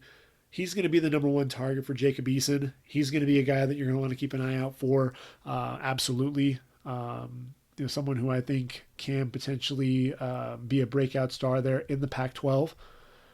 Chase Claypool out of Notre Dame, 6'4", 227-pound receiver. Another big-bodied guy there for Ian Book with the Irish. Was the second leading receiver to Miles Boykin. And again, Chase Claypool is going to be the guy that Ian Book is going to be looking to. Miles Boykin was able to really perform a season ago and really showcased his ability to make plays down the field. We need Chase Claypool to do that, for Notre Dame. Kendrick Rogers out of Texas A&M, potential breakout guy, 6'3", 210 pounds, excellent range, his athleticism, but he's only played in 14 games there for the Aggies. So he's someone, I could see him potentially coming out, but he's going to have a big year and he's going to have to stay healthy. There's a trio of guys there at Michigan. Donovan Peoples-Jones, he's going to be the speedster, 6'2", 208 pounds, a guy who, was a all Big Ten receiver and punt returner. Really known for being able to do both. Had 2 punt returns for touchdown. Not really, staggering numbers there for Michigan, but very explosive receiver. Nico Collins is the 6'4", 220-pound, smooth, athletic receiver. Huge catch radius as well. And then there's Sarek Black, who's coming back from injury. There's a trio of guys. Shea Patterson, you're going to see him spread the football around. DPJ, as I take my notes, that's what I write every time, I'm noting Donovan Peoples-Jones. He's a junior, but, there's a chance he could come out if he has a big year. USC's Michael Pittman, 6'4", 215 pounds. This is a guy who, has huge range. This is a guy, he was dealing, first he was catching passes from Sam Darnold, then he was catching passes from JT Daniels. A lot of passes this last season. Michael Pittman had to single-handedly bail out his quarterback. They were underthrown. He was a guy who had to go back for the football, a lot of 50-50 balls. Michael Pittman is a guy to be on the lookout for there in the Pac-12. He has a chance to really be a star there for the Trojans. But he is coming off of postseason shoulder surgery, so that is a big concern. But look, you're always looking for guys who can play on special teams. He has a couple of block punts to his credit, also has 14 career tackles as well, so he prides himself on being able to wrap guys up. I mentioned Kalijah Lipscomb earlier out of Vandy, 6'1", 200 pounds. This was a guy who, 87 receptions, a season ago, led the SEC, 4 receptions or more in 12 of 13 games, 9 plus receptions in 4 straight games. Had 10 receptions for 85 yards and 2 touchdowns against Nevada, 11 receptions for 89 yards versus Notre Dame, 9 receptions for 72 yards against South Carolina, and 9 receptions for 174 yards and 2 touchdowns against against Tennessee State. A guy who, Riley Neal is going to be looking for Kalijah Lipscomb, and he's probably the best SEC receiver that nobody is talking about. And I think that's going to change here in 2019. A lot of people are talking about Demetrius Robinson there and Robertson there in Georgia, the junior, 6 foot, 190 pounds. A lot of people are expecting big things out of him. Had an unspecified injury there in 2018. Didn't see action in 9 of 14 games, but didn't catch a pass. Had just 4 carries for 109 yards and a touchdown. That was a 27.3 yard per carry average. As a freshman in 2016, 50 receptions, 767 yards, and 7 touchdowns. So that really kind of was kind of his breakout year. In 2017, though, had an injury and a medical redshirt, lower body injury that required season-ending surgery. Wound up transferring there to Georgia after that. Another transfer, Van Jefferson, 6'2", 197 pounds, went to Florida from Ole Miss. The son of Sean Jefferson, there for Florida, led the Gators in receptions, yards, and touchdowns. A speed demon there on the outside, expecting big things from him. KJ Hill out of Ohio State. I should have mentioned him much sooner. He's a guy, needs just 48 receptions to break David Boston's reception record of 191. 39 games, just 4 starts. And this was a crowded receiving corps. I mean, when you think about it, Terry McLaurin, Paris Campbell, Austin Mack, there are a lot of receivers that are catching passes there. For Ohio State, and KJ Hill still just 48 receptions away from breaking David Boston's record.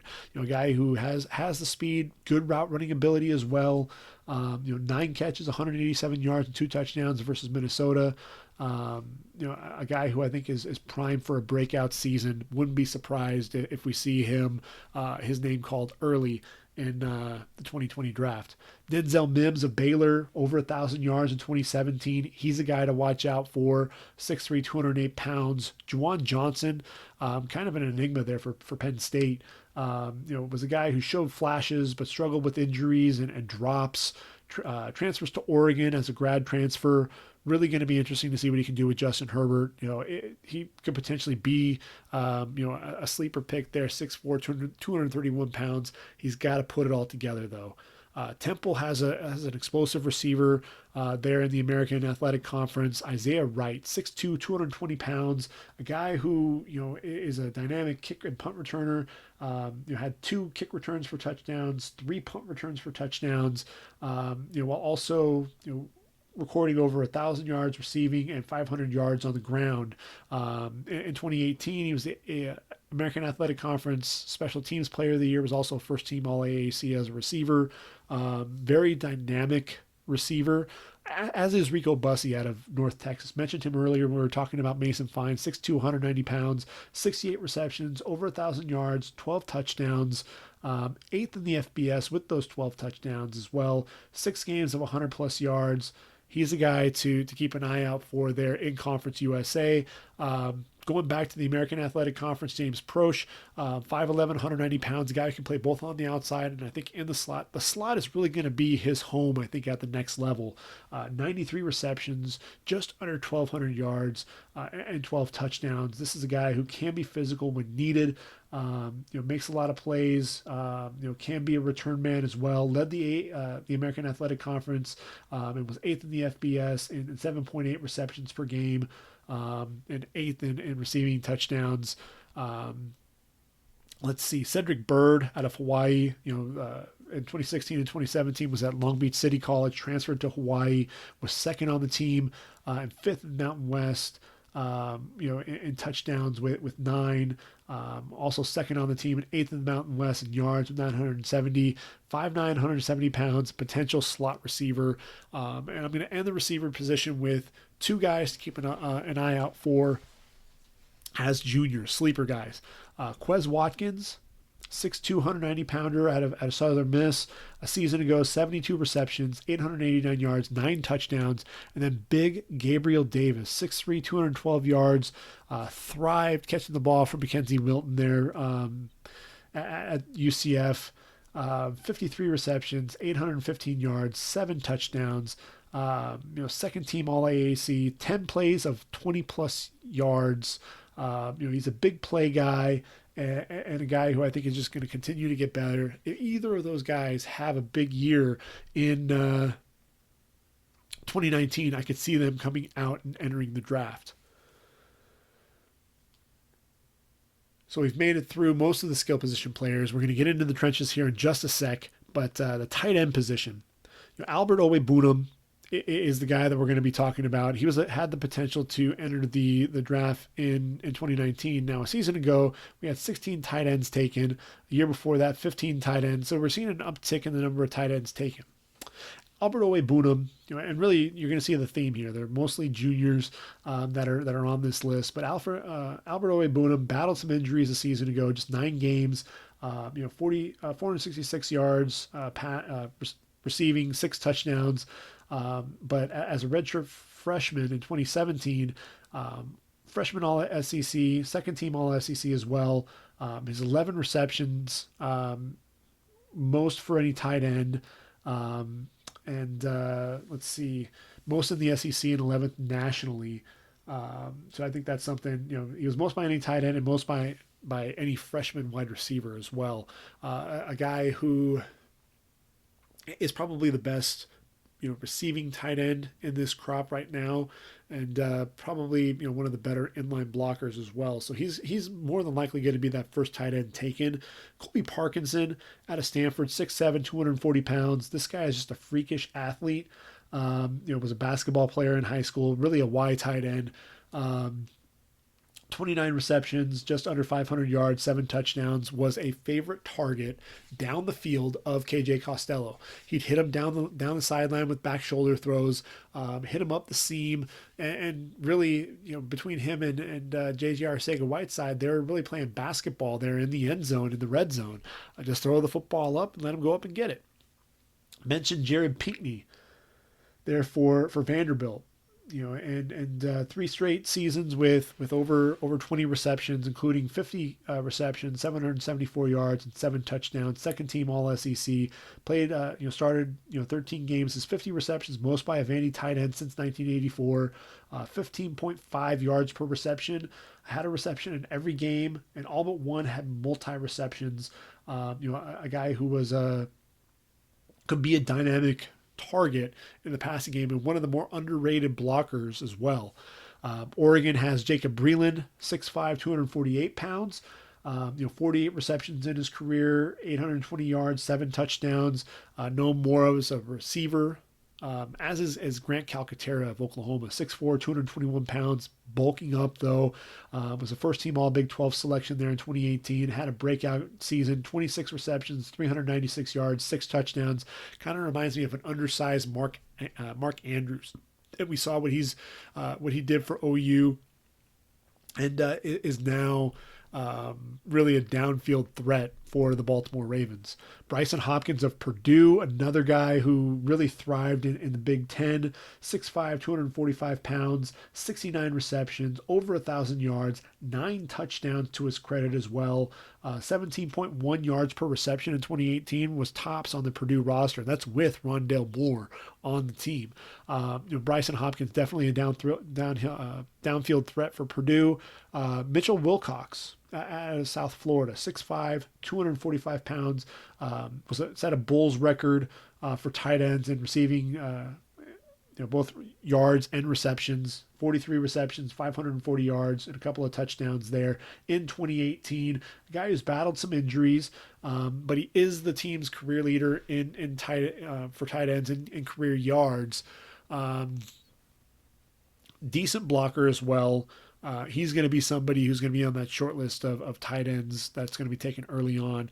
Sean McCown out of Michigan has 47 receptions to his credit, but a guy who I think is more known for his blocking prowess than he is really as a receiver.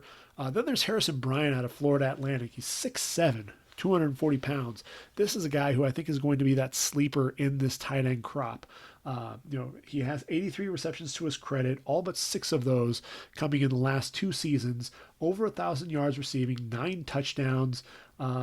He's somebody who, he was the offensive MVP of the spring game here in 2019. Someone to really keep an eye on, especially with Lane Kiffin's offense there in Florida Atlantic. I think he's going to be a go-to target. And then finally, one guy to mention there in the Mountain West Conference, Jared Rice.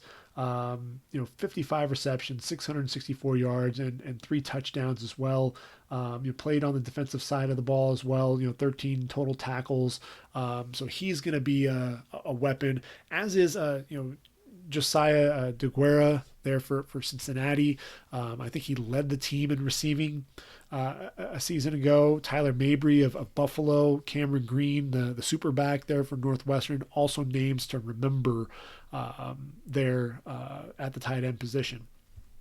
So we've gotten through all of the skill position players. We're going to take a look at the offensive line here, try to get through the offensive line as much as we can. When you talk about the offensive line and you're talking about the offensive tackle position, we were really looking for some breakout, a breakout at the position. We have 4 tight end or offensive tackles taken in round number 1. Jonah Williams, Andre Dillard, Titus Howard, Caleb McGarry, all taken in round number 1. That's up from 2018 when we had just 2 taken in round number 1. 2017, just 2 taken in round number 1. 2016 we had 4 with Ronnie Stanley, Jack Conklin, Laramie Tunsil, Taylor Decker. 23 total offensive tackles taken in this past year's draft. So there's going to be a lot of depth. And that was really one of the things that we were talking about in last year's draft, was there were a lot of offensive tackles that were there on the board. I think there's a lot of talent here in the top end of this draft, and we could potentially see 4, 5, 6 offensive tackles garner consideration for the first round. I think when you're talking about offensive tackles, I think Andrew Thomas of Georgia has to be in consideration to be the number 1 tackle. 6'5", 320 pounds, All-American in 2018, 13 starts at left tackle, played in 72% of the offensive plays against SEC opponents, just 11 pressures, 3 sacks, according to Pro Football Focus. Was a freshman All-American in 2017, 15 starts at right tackle, so he has the versatility to be able to play either tackle position. I think everybody's seen the video of him just kind of manhandling and throwing Josh Allen all over the field. Has tremendous power, but the footwork, his ability to bend, I think the hip flexion that you see, does a really good job, distributing his weight. Can be powerful at the point of attack, but it's that kick slide. He's one of those guys, very quick feet, does a really good job keeping those edge rushers in front of him. So you move from Andrew Thomas to, how about a guy like Christian Wirfs out of Iowa? 6'5", 322-pound junior, was a 12-game starter at right tackle. In 7 games, he played every offensive down. So, this is a guy very, very durable, and a guy from a conditioning standpoint is definitely there. We know he's a workout warrior. If you haven't seen the video, 450-pound hang clean made it look easy. He reminds me a lot of Brandon Scherf in that aspect. Not only a guy who's going to try to manhandle the weights, but he's also going to try to dominate you out on the football field. He can move a little bit laterally, but I think he's going to be dominant in the running game. Tristan Wirfs, to me, has a chance to be the number 2 tackle taken in the draft. Then there's Walker Little of Stanford, 6'7", 309 pounds. The junior was an All Pac-12 first-teamer, honorable mention All-American, 12 starts at left tackle. He's someone, to me, when I look at him, I watch him play, and very easy mover, very physical at the point of attack. But I don't know that he's even the best Pac-12 offensive tackle, especially when you got a guy like Calvin Throckmorton sitting there at Oregon. Calvin Throckmorton, 6'5", 309 pounds, 3rd straight season with at least 855 snaps in 2018. Only FBS offensive lineman to play 4 positions in 2018. Played every position but left guard. Just 13 pressures given up. In 1,133 snaps. Um, let's see, had 15 games total without a penalty in his career. One sack in 31 games. That's over 2,289 snaps, 38 consecutive starts. Um, a guy for me, he's graded as the top Pac-12 offensive lineman per Pro Football Focus. And I think he looks like a right tackle. He's very physical at the point of attack, has a bit of a mean streak to him, powerful hands, but the foot speed was really what I wasn't expecting to see. He was a guy, like I said, he could kick inside and play center and right guard. But man, when Penei Sewell went down to injury there at left tackle, Calvin Throckmorton showed that he could have the versatility to kick outside to left tackle and was able to deal with a lot of edge rushers, showed more foot speed than I was expecting to see out of him. He's somebody with that versatility. Man, he's going to rise up draft boards very, very quickly. Then there's Trey Adams from Washington, the big 6'8", 314-pound. He had a season-ending injury in 2017, missed 10 games with a back injury in 2018, came back and really don't watch the tape in 2018. You're going to have to go back and really watch the tape. 2017 before the season-ending knee injury, and really 2016. First team All Pac-12, was an All-American, 14 starts at left tackle. Everyone was talking about him potentially being that number one tackle in the draft, even a season ago, coming back off of his injury before the back. Trey Adams is going to have to show that he's 100% healthy. He's going to have to be able to show that he can keep that pad level low, that has the endurance, that he can get back to his form. Because when he was a sophomore there for the Huskies, he was dominant. He was dominant in the run game, a little bit of nastiness to him, had such long arms in the passing game. He was light on his feet, had that deep kick slide, and then he'd extend those long arms. And, being 6'8", he had so much length that it was so difficult to get around him. But he's going to have to prove that he can stay healthy. Another big offensive tackle, you look at Lucas Niang out of TCU, 6'7", 328 pounds, 13 starts at right tackle a season ago, didn't allow a sack. Pro Football Focus noted his pass block grade of 86.3 was the highest among all offensive linemen there in the Big 12. Very athletic, a big guy with long arms. A guy who can get physical and get nasty in the ground game as well. He's going to be a lot of fun to watch. He's a guy at TCU. You don't really think of offensive tackles. Joseph Noteboom was kind of a surprise going there to the Rams as early as he did a couple of years ago. I believe he was in the third round. But Lucas Niang has a chance to be in that first 2-day conversation. Alaric Jackson out of Iowa, 6'6", 320 pounds, 12 starts at left tackle a season ago, 7 games where he played all offensive plays, much like Tristan Wirfs. And that's really the big thing for Nate Stanley. He's got bookend tackles who both have a chance to be selected in the first 2 days of this NFL draft. He's someone who I think is really going to have to step up. He was a freshman All-American in 2017, 12 starts to his credit there on the left side, 24 starts total in his career. He's someone who's really going to be looked at to make that next step, make that leap in 2019. Now, Ezra Cleveland out of Boise State is a guy that nobody's really talking about, and I don't know why. He's 6'6", 320 pounds, 13 starts a season ago, blocked for Mountain West Conference Player of the Year, Brett Rippon, passing offense that was 18th in the country, 292 yards per game, also blocking for Alexander Madison as well, a guy who was just so light on his feet. He's more of a finesse guy, not as much in the power running game, but a guy who was just so light on his feet, easy, with the transitions, changing directions. That was one of the things. He never really overset. He was a guy with that kick slide, very effortless, riding a guy away from the pocket, and those counter moves, being able to, make those keep the pad level down, be able to cut on a dime and be able to wall off a receiver. Or, I'm sorry, a defensive end who's looking to make some of those counter moves back to the inside or on an inside move. Wouldn't really let a guy cross his face. Really kept the guy in front of him. And I think Ezra Cleveland's going to be a guy who's going to surprise people here in 2019. Mekhi Becton out of Louisville, big guy, 6'7", 369 pounds. 13 games started. A lot of people like him.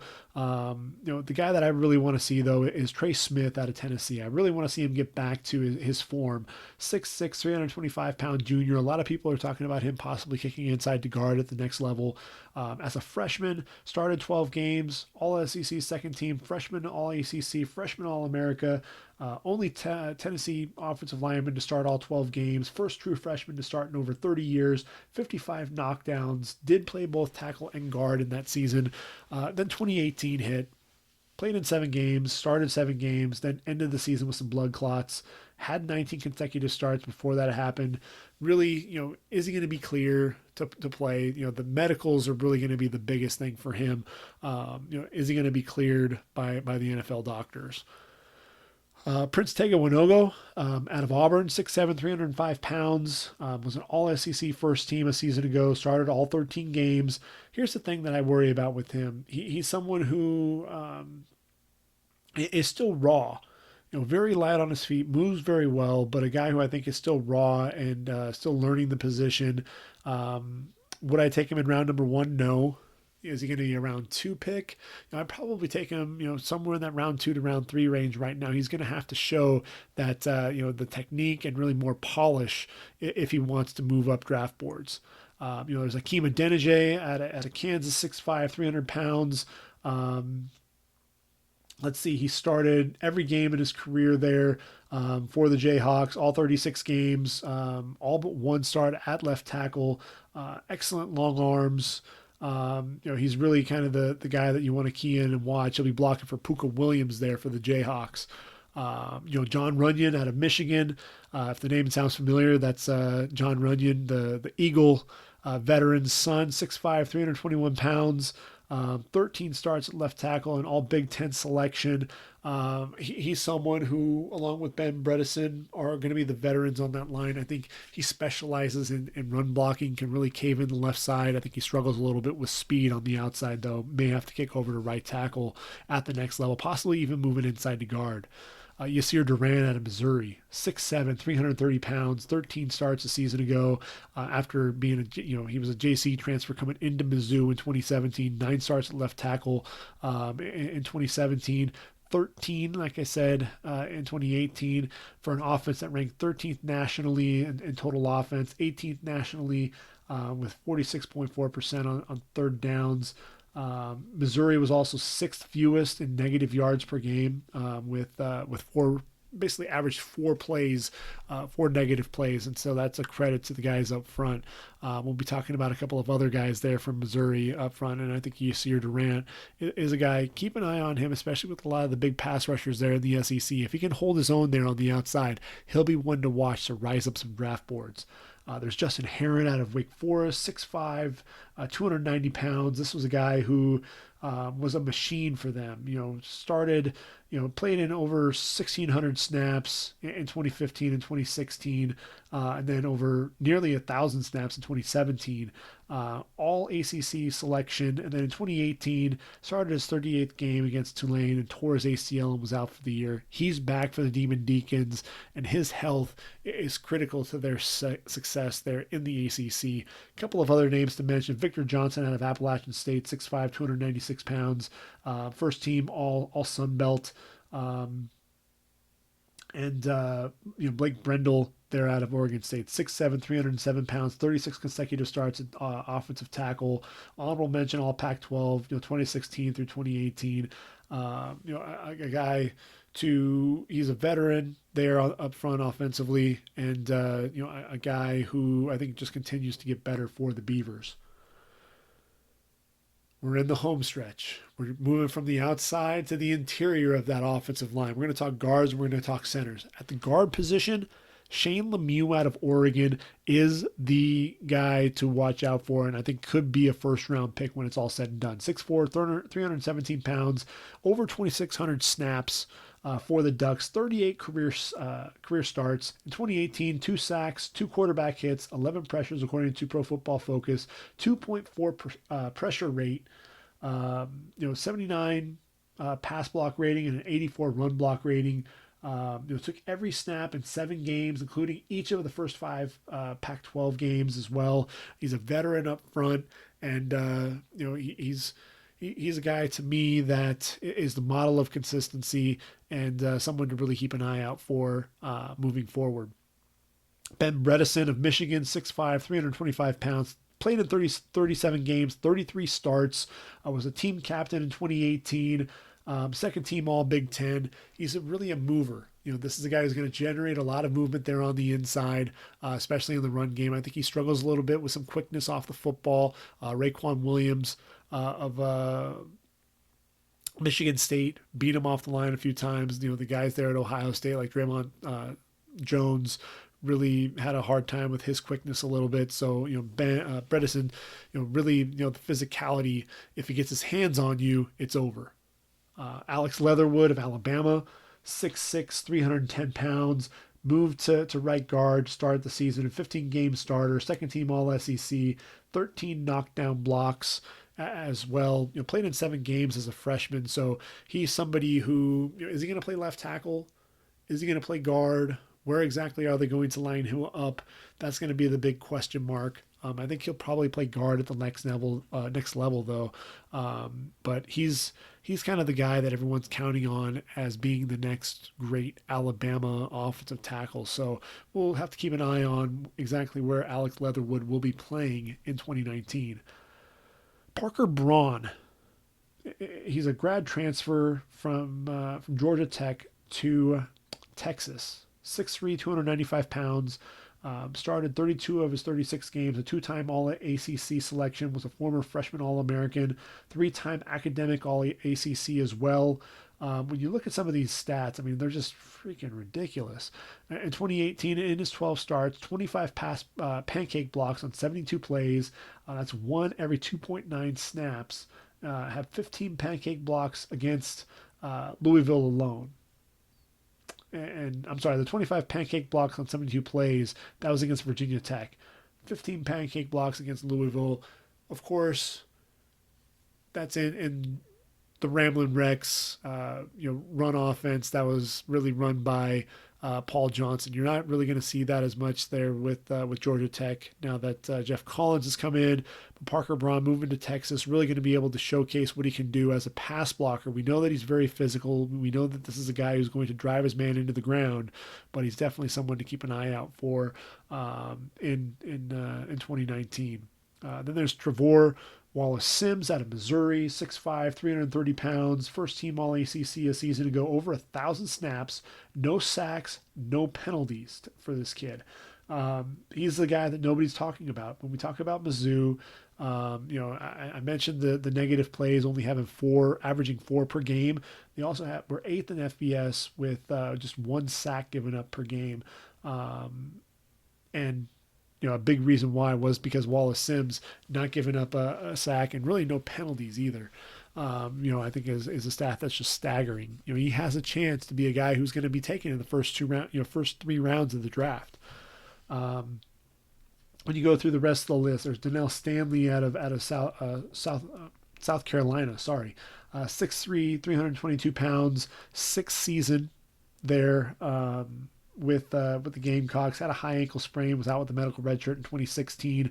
Can play both guard and center. 38 games, 26 starts. Let's see, 26 starts at center, 10 at left guard, and 4 at right guard. Tommy Kramer of Notre Dame, 6'6", 316 pounds. Has 21 starts to his credit, played a right tackle, but I think ultimately will be a guard at the next level. There's Jovan Fair out of Temple, second team All AAC selection in 2018. A guy who It was a model of consistency for them. Did battle some injuries in 2017, but back to starting, 13 games there at left guard. He's going to be a guy counted on there for that Temple line. When you look at some of these other guys, Logan Stenberg, really a nasty offensive lineman. Um, let's see, 13 starts in each of the last two seasons. A guy who's just very physical, very nasty as a freshman. 37 knockdown blocks and just one missed assignment, according to Pro Football Focus. Just one quarterback pressure as well. He's somebody who can be very physical in the ground game. Blocked for Benny Snell. Rushed for 1,000 yards in 3 straight seasons. Very intelligent as well. Academic honor roll there with the SEC. I'll give you some names just to kind of get through here really quickly. Cole Minshew of Florida State, 6'5", 330 pounds. Battled injury this past season, but a guy who's been a mainstay up front over the last two seasons. Bryce Meeker and Josh Knipfel there for Iowa State up front. The two guards are going to be guys who are going to be key for Iowa State's success, especially with Brock Purdy there at quarterback. John Simpson of Clemson, over 1,300 snaps, played 36 games, 15 starts. To his credit, let's see as we continue to go through this list. Damian Lewis of LSU, very strong, 635-pound squat, 500-pound bench press, 13 starts at left guard in his first season with the Tigers, 978 snaps, led the offensive lineman there at LSU, played in every offensive snap in 11 of 13 games, so the durability is absolutely there.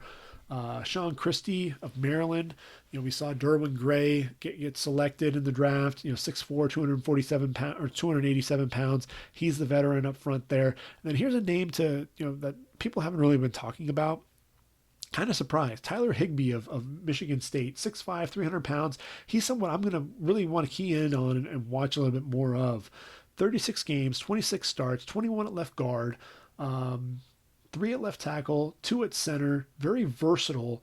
29 and a half knockdowns, knockdown blocks. That was second there for the Spartans. And, just the versatility. He's a guy that I really want to pay more attention to here as we transition into 2019. And then finally, that takes us to the center position. Now, the centers, is it a position that's really gotten a whole lot of love over the last few years?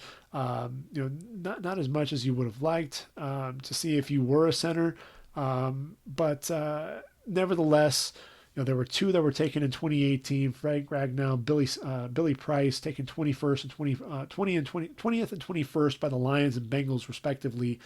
This last season, though, we had 3 centers taken in the first 2 rounds. Garrett Bradbury going number 18 overall to the Minnesota Vikings. Elgton Jenkins going to the Packers, number 44 overall. And then Eric McCoy, number 48 overall to the Saints. Only had 2 centers taken after that.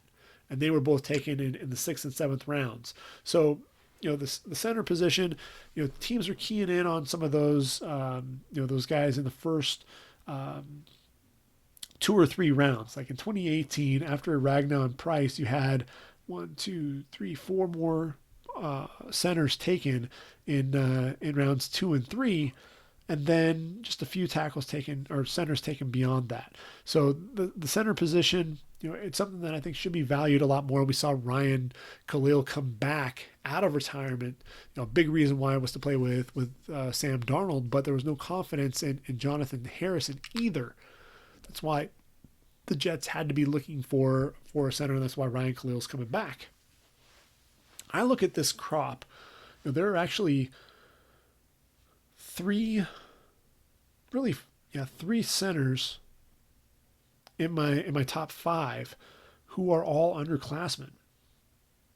And 2 of those could potentially be top 20 picks. The first one is Tyler Biadasz out of Wisconsin, 6'3", 321 pounds. Honorable mention All-America, first team All-Big Ten in 2018. This guy started in 2017 as a redshirt freshman, third team All-Big Ten as a freshman, paved the way for the Doak Walker finalist Jonathan Taylor at that time. The unit that he was on, 1.5 sacks per game to lead the Big Ten, second in rushing offense. in the Big Ten as well. Um, 2018 block for the Doak Walker Award winner, Jonathan Taylor, is really playing on a line with three other guys who are all in the NFL now, in Michael Dieter, Bo Benshaw, and David Edwards. Here's the thing with Tyler Biadasz. He's so athletic, so quick out of his stance, able to pull, able to climb to the second level in a hurry, and he's pretty consistent as a pass blocker as well. Keeps the pad level low, very good power in his hands. But I think that athleticism, the agility, his ability to climb to the second level is second to none. I think he has a chance to be a top 20 pick, and you're really going to see the leadership come out in this guy because they are replacing three guys that are going to the next level. He and Cole Van Lanen there at left tackle are going to be the keys for where Wisconsin moves in 2019. OU's Creed Humphreys, a redshirt sophomore, 6'5", 315 pounds, played in 14 games, 12 starts. When he finally got in there and was a mainstay on that line, that solidified the Joe Moore, the Joe Moore award-winning offensive line. You had four other guys, when you think about that, you had Bobby Evans and Cody Ford there at offensive tackle, and then Drew Samia and Ben Powers at guard. And it was really Creed Humphrey who a lot of times was the most effective center there at the pivot. More than held his own against Quinnen Williams. I think there were times where he kind of dominated Humphrey, but the wrestling background definitely was key. Freshman All-American, academic All-Big 12 as well. He's only a redshirt sophomore. He was kind of in the same boat that Tyler Biadasz was a season ago. He may decide that he wants to come back for one more year there at OU, especially depending on what happens with the Sooners, in the postseason. But a guy who could be a top 20 to 25 pick. Here's the center that people aren't talking about. These next two guys. The first one is going to be Matt Hennessy out of Temple, 6'4", 295 pounds, the junior. He's the Remington Award finalist, first team all-conference. Pro Football Focus noted that he had the lowest percentage of pressures at 0.6 among all FBS centers. No sacks, only 2 pressures in 329 pass block snaps. Now, he did battle some injuries a little bit there in 2018, but a model of consistency, a guy who just wasn't really giving up any pressures, let alone any sacks, just not letting any guys through, and that's one of the things, that model of consistency. Matt Hennessy, he could decide he wants to come back for a senior season and then potentially be the number 1 center taken and have a chance to be a top 20 pick as well. I said that there was another guy that was underrated, and that's Jake Hansen out of Oregon, 6'5", 297 pounds. When you talk about this guy, it's ridiculous. A guy, he has a streak of 34 games, consecutive games that was halted against Utah for a personal foul penalty the prior week. Second highest grade by a center by Pro Football Focus, top interior lineman in pass blocking with 84 points. 2, no sacks given up in 2018. That's the third straight year that he hasn't given up a sack there at the center position. He's a guy who he's just can be dominant there at the center position. Just a guy who very athletic as a center. And when you talk about a guy like Eric McCoy, who was very athletic, a guy who showed that he can get out and pull, and was really a lead blocker for Travion Williams. If Jake Hansen can show that he can get out and pull for a guy like C.J. Verdell, I think Jake Hansen is going to solidify himself as a second-round selection. Then there's Darrell Williams out of Mississippi State, 6'2", 310 pounds, was a team captain, or is a team captain this year. 32 games, 25 starts at left guard. He's kicking inside to center this year. Gave up 1 sack and 3 quarterback hits, 5 hurries, 9 pressures. But a guy who was one of the better guards in the SEC and in the country a season ago. Then there's Zach Shackelford out of Texas, 6'4", 305 pounds, played in 40 games, started 27, does have a surgically repaired ankle foot injury in 2018 as well. But a guy who, when he is in there for Texas, can be dominant. 2 other names to really mention: Nick Harris of Washington, 6'1", 302 pounds, first team All Pac-12. Really a veteran there up front. Playing center in 2018 and 2019, but also has a lot of versatility because he's played both guard positions as well. Then there's Tristan Colon Castillo of Missouri, 6'4", 315 pounds, the junior. 13 starts to his credit in 2018. Also had 13 starts in 2017. So those 26 starts, another veteran up front.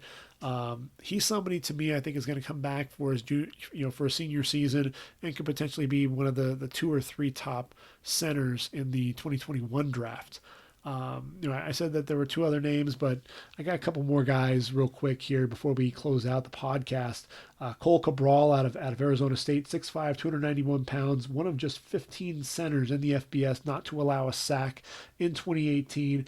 And then how about Jordan Johnson of UCF, 6'2", 320 pounds, started all but one game. So that's 38 starts to his credit there in 3 seasons for the Golden Knights. Moved from guard to center prior to the start of the 2017 season. First team All ACC selection. In 2017, did so again in 2018. Led the team to break the school record in rushing as well.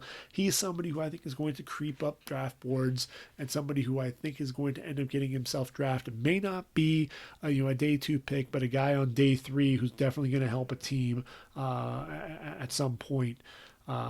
So that's our offense and a lot of the names to keep an eye out for. We covered a lot of guys in just a couple of hours, and hopefully that'll help at least start getting an idea of who are some of the guys to keep an eye out for. And I talked, the receivers. There's a guy that I forgot to even mention, and that's Antonio Gandy Golden. I can't believe that I actually forgot about this guy, but he's that's the thing. There's so many guys to talk about in such a little time, but. Antonio Gandy Golden is a 6'4", 220-pound, 1,000-yard receiver, 10 touchdowns to his credit as well. He has, Bo Calvert throwing the football to him, buckshot there for Liberty. He's a receiver at a small school that you're going to need to tune in and watch out for. So as you can see, there are guys that I've left off in this breakdown, and that's not to not on purpose. There are a lot of guys out there that you're going to want to key in on, guys that you're going to watch. And I'm going to make sure that I cover those guys throughout the season. The next podcast, we are going to talk about the defensive side of the football. We're going to take a look at all the guys from the pass rushers to the linebackers to the secondary. So, guys like, at defensive end, we're going to talk about Chase Young. We're going to talk about AJ Epinesa, other pass rushers like Daryl Taylor we're going to be talking about as well. Linebackers, you got Patty Fisher and Dylan Moses at the cornerback position. Who's the best corner? Is it Christian Fulton of LSU? I think it's probably Bryce Hall of Virginia or Paulson Adebo of Stanford. And at the safety position, obviously Grant Delpit is the top safety in this year's draft class, and a guy who's going to, could he be a better draft prospect than Jamal Adams? That's high praise, but I think there's a chance that when it's all said and done, he may end up being better than Jamal Adams when he leaves LSU. So those are some names to talk about here in week number 2, but just so what you can expect beyond the first 3 weeks. From there, I watch over 250 games a year from beginning to end. My goal is to watch at least one football game for all FBS programs beginning to end. So I put in the work. I'm going to be watching as many games as possible. So week after week, we're going to take a look at all the games that I got a chance to watch and break down the week prior. And I'm also going to help really prepare for the coming week. We'll get into bowl season after that. We'll talk about the matchups there. And then we'll get into really the pre-draft process after that. Weekly podcasts. Hopefully you've enjoyed breaking down the offensive prospects for the 2020 draft, and stay with me here every step of the way. We're going to be talking about quite a few draft picks here over the next couple of weeks. I'll also introduce my all shoots team. That'll be the second installment of the All Shoots team. Basically, my favorite players from the 2019 draft who I think will make an impact at the next level. So a lot to cover. And again, it's just August. Draft isn't until April in Las Vegas, but I want you to be ready for that draft in April. So stay tuned week in and week out with me, and we'll get you there. So for Ready for the Draft podcast and Ready for the Draft.com, I am Gregg Schutze. I hope you've enjoyed everything that we're covering here, and we'll be back again next week. Until then, enjoy the rest of your week, enjoy your weekend, and I am out of here. Take care, everyone.